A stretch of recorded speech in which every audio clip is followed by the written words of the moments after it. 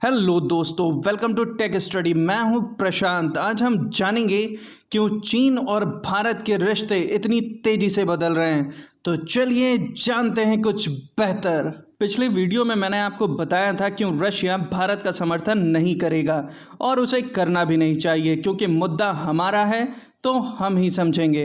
1962 का युद्ध जब भारत हार गया तो उस हार के कई कारण निकाले गए, जिनमें से सबसे इम्पोर्टेंट कारण था हमारा इंफ्रास्ट्रक्चर बॉर्डर के पास में मजबूत नहीं था। और तब भी उस वक्त की भारत सरकार ने ऑफेंसिव पॉलिसी को ना अपनाकर डिफेंसिव पॉलिसी को अपनाया कि हम किसी भी तरह का इंफ्रास्ट्रक्चर बॉर्डर के पास में डेवलप नहीं करेंगे।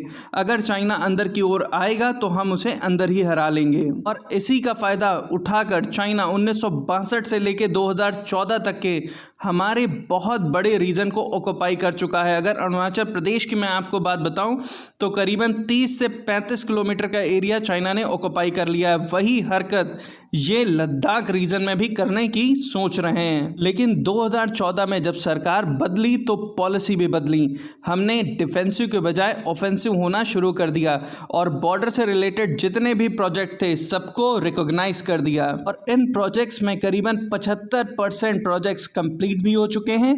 और इन्हीं कारणों की वजह से चाइना हमें डराने की कोशिश कर रहा है कि हम बॉर्डर पे प्रोजेक्ट्स अपने ना बनाएं, किसी भी तरह का रोड कंस्ट्रक्शन ना करें। बॉर्डर एरिया में most of the road construction का काम जो संस्था करती है उसे बीआरओ कहते हैं। और इस बीआरओ के ये बहुत ढेर सारे प्रोजेक्ट्स हैं, जिनमें हिमालय रीजन में हिमांक और विनायक ये 2 सीरीज चल रही हैं इन प्रोजेक्ट्स की। और इस वक्त जो विवाद बना हुआ है वो हिमांक प्रोजेक्ट के अंदर बनने वाली रोड्स को लेकर है। इतना सब कुछ हो जाने के बावजूद भारत सरकार ने किसी भी तरह से कंस्ट्रक्शन वर्क अपना नहीं रोका है और हम रोकेंगे भी नहीं, क्योंकि हमें अपनी सीमा के अंदर रोड बनाने से कोई रोक भी नहीं सकता। विवाद में पहला कारण ये गलवान वैली में बनने वाला पुल भी है। चाइना इसे रोकना चाह रहा था बनने से, लेकिन भारत सरकार ने किसी भी तरह की इस पर रोक नहीं लगाई। और साथ ही साथ इसमें तेजी लाने के लिए झारखंड सरकार से एक समझौता करा और करीब 12,000 लेबर्स यहाँ पे पहुँचा दिए गए हैं इसमें तेजी लाने के लिए। दूसरा, हमारे सोल्जर्स को सियाचिन ग्लेशियर तक पहुंचने में बहुत ही परेशानियों का सामना करना पड़ता था, लेकिन अब नहीं करना पड़ेगा, क्योंकि यहाँ पे भी एक ब्रिज कंस्ट्रक्ट कर दिया गया है जिसे चामेशान ब्रिज कहते हैं। और ये भी चाइना को नहीं पसंद आया। ये क्यों, ये मैं आपको आगे बताऊंगा। तनाव के बीच में भारत सरकार अपनी एक एयर स्ट्रिप भी डेवलप कर रही है जो कि साउथ कश्मीर में पड़ेगी, ताकि हमारे फाइटर प्लेन्स को किसी भी तरह की प्रॉब्लम ना हो इस ऊंचे हाई एल्टीट्यूड पे प्लेन्स को उतारने में। इसके साथ ही बीआरओ लद्दाख रीजन में दुनिया की सबसे ऊंची रोड बनाएगा। और इन सब में जो सबसे इंपॉर्टेंट रोड है वो है दारुक-शोक दौलत बेगी ओल्डी रोड, क्योंकि ये देश के सबसे उत्तरी क्षेत्र को जोड़ती है। दूसरी जो इसमें इंपॉर्टेंट रोड आती है वो है हमारी ससोमा टू सासर। ये 2 रोडें बहुत इंपॉर्टेंट हैं, जिस पे भारत सरकार बहुत तेजी से काम करवा रही है, क्योंकि जो दौलत बेगी ओल्डी रोड है वो एलएसी के बिल्कुल समांतर क्रम में ऊपर की ओर जाती है। मान लीजिए कल को हमारी चाइना के साथ में बहुत बड़ी लड़ाई हो जाए तो हम अपने ट्रूप्स को और अपने प्लेन्स को बहुत ही आसानी से इस रोड के माध्यम से उतार सकते हैं और उनके अगेंस्ट में खड़ा कर लेंगे। पहला जो स्टैंड ऑफ स्टार्ट होता है वो पेंगोंग लेक के पास में होता है, करीबन 5 मई के आसपास। दूसरा स्टैंड ऑफ सिक्किम रीजन में नाकुला पास के पास में होता है 9 मई पे। इसके बारे में मैंने डिटेल से वीडियो बनाया, आप डिस्क्रिप्शन में देख सकते हैं। जितने भी स्टैंड ऑफ अब तक के हुए हैं किसी भी तरह की कोई भी फायरिंग दोनों तरफ से नहीं की गई है। आखिरी जो गोली चली है वो 20 अक्टूबर 1975 को चली है, जो कि अरुणाचल प्रदेश के तुलुंग के पास में हुई थी, जिसमें चाइनीज आर्मी ने एम्बुश लगाकर हमारे सोल्जर को मार दिया था। एक दूसरे के ऊपर फायरिंग ना करने का कारण यह है कि 1993, 1996 और 2013 के बीच में भारत और चाइना के बीच में कई एग्रीमेंट्स हुए हैं, जिनमें जब ये सोल्जर्स पेट्रोलिंग के लिए जाते हैं तो राइफल्स या किसी भी तरह के वेपन्स को नहीं ले जाते हैं। ये जो घटना हुई जिसमें हमारे 20 से भी ज़्यादा सोल्जर्स मार दिए गए और हमारा एक कमांडिंग ऑफिसर जो चाइनीज़ कमांडर के साथ में लगातार मीटिंग्स कर रहा था कि किसी भी तरह से शांति बहाल की जाए बॉर्डर एरिया में। आप सोचिए, आप किसी से सुलह करने के लिए जाएं और वापसी में आपके ऊपर हमला कर दिया जाए, ये कितनी बड़ी बात है। दूसरा, इस इंसिडेंट में सबसे इंपॉर्टेंट बात जो नोट करने वाली ये थी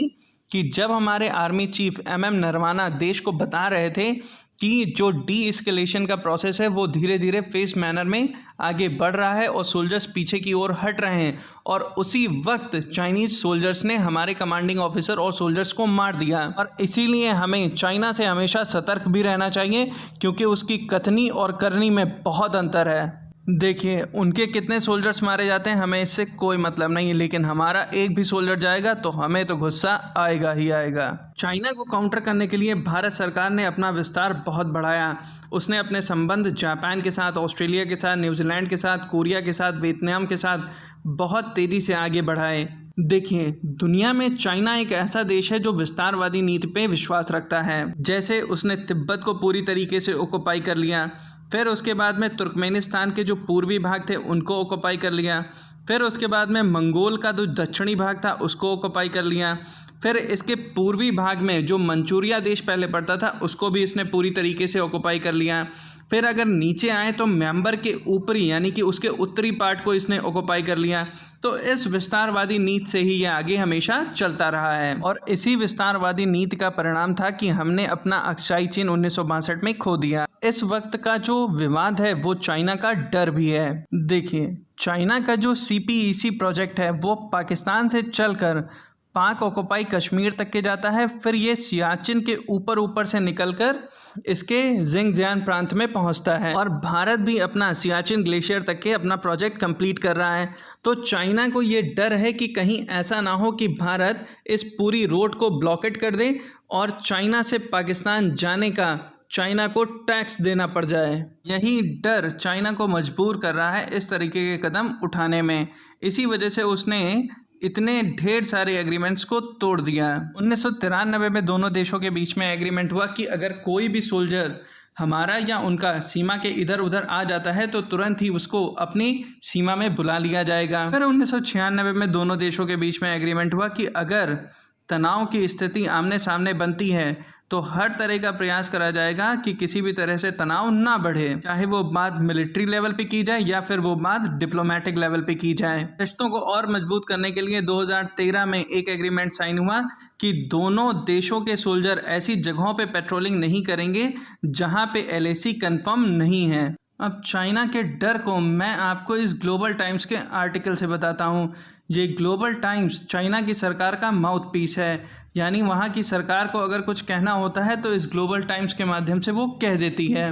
चाइनीज़ गवर्नमेंट ने हमें ये तो बताया नहीं कि उनके सोल्जर्स कितने मारे गए, और शायद कभी बताएं भी ना, लेकिन उनकी भाषा से समझा जा सकता है कि उनके कितने सोल्जर्स मरे हैं। यहाँ पे वो बताने की कोशिश कर रहे हैं कि भारत बहुत ही बड़ी अमाउंट में इंफ्रास्ट्रक्चर डेवलप करने की कोशिश कर रहा है, वो भी LAC के उस पार, यानी कि उनकी तरफ बनाने की कोशिश की जा रही है, जिसे चाइनीज़ सोल्जर्स ने रोका और उन दोनों के बीच में क्लैशेस हो गए। तो ये डर अच्छा है। फिर ग्लोबल टाइम्स के इस ट्वीट को देखिए, वो बोल रहे हैं कि some Indian people mistakenly believe their country military is more powerful than China. यानी वो कह रहे हैं कि कुछ लोगों का ऐसा मानना है कि इंडियन मिलिट्री चाइनीज़ मिलिट्री से ज़्यादा पावरफुल है।